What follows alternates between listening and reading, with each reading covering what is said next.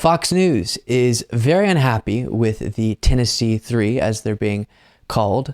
Not that they were expelled, not that 2 out of 3 of them were expelled, but instead that they dared to protest, that they dared to speak out against the inaction of Republicans in the state of Tennessee. And that is what individuals I'm going to show you here on Fox News are unhappy with. I'm more concerned with the protesting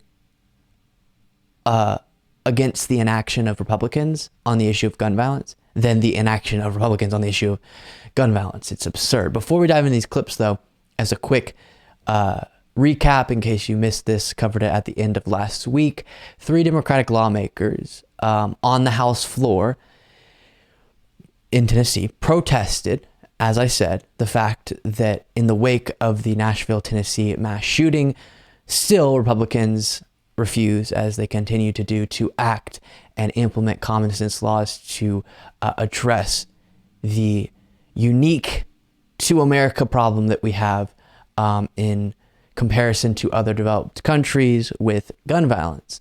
And this protest, nonviolent, it was definitely peaceful. They didn't vandalize, none of that. What was their big crime in the eyes of Republicans? Breaking the decorum, the House rules, right? They're supposed to be recognized to speak if they're going to speak, but they were disrupting for an extended period of time, which, sure, against the rules, they should be expelled for that. Absolutely not. And Republicans genuinely are more upset with, more able to act on getting rid of 2 out of 3 lawmakers who protest gun violence than the gun violence itself, apparently. And it's actually pretty enraging. So that's the summary. 2 out of 3 of those individuals now have been expelled. And in response to that, this is what we saw on Fox News, starting with Tommy Lauren saying, this, according to the Democratic definition, is an insurrection. When this was unfolding, I was there, and those in Nashville understand the reality of the situation. And by the left's definition, this was an insurrection. And this isn't the only one that's happened when this was unfolding. How? Do they think that any protesting now is seen as an insurrection? They do realize that January 6th was, because that's what she's referencing, a violent insurrection where people weren't supposed to be in the Capitol, and they were breaking in, beating police officers, trying to reach politicians to do horrible things to them, and committing crime after crime, felony after felony within that process. How that's even relevant to this conversation, I don't know, other than being dishonest on their part. Next moment here. Decided that she was going to embrace the violence that we saw on the floor of the legislature. Shame on those politicians, by the way, all 3 of them. What gets me now with Harris and Biden as well in particular, he's going to host them at the White House? Are you kidding me? That's what, I mean, this politics should not be about violence, full stop, no matter what side of the aisle you are on. But for them to actually now glorify the anger and the ridiculousness that we have seen from the Tennessee state legislature and what happened on the floor, it's just sad. It makes me very, very sad. This is what happens when you go on air with your talking points before actually looking into the story, before actually knowing if any of the things you've heard flying around social media are actually accurate. What is she talking about? The violence from the lawmakers? But what she's referencing is Vice President Kamala Harris visited Nashville, Tennessee to show her support for the Tennessee 3.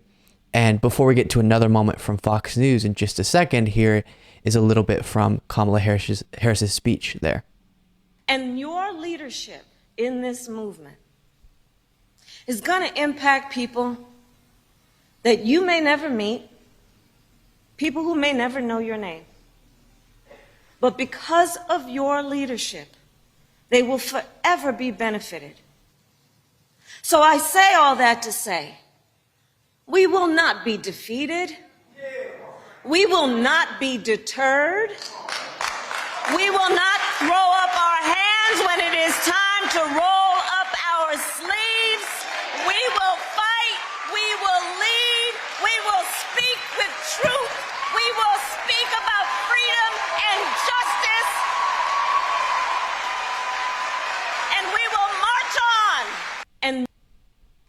Absolutely. And then we get to the final clip I'll show you from Fox.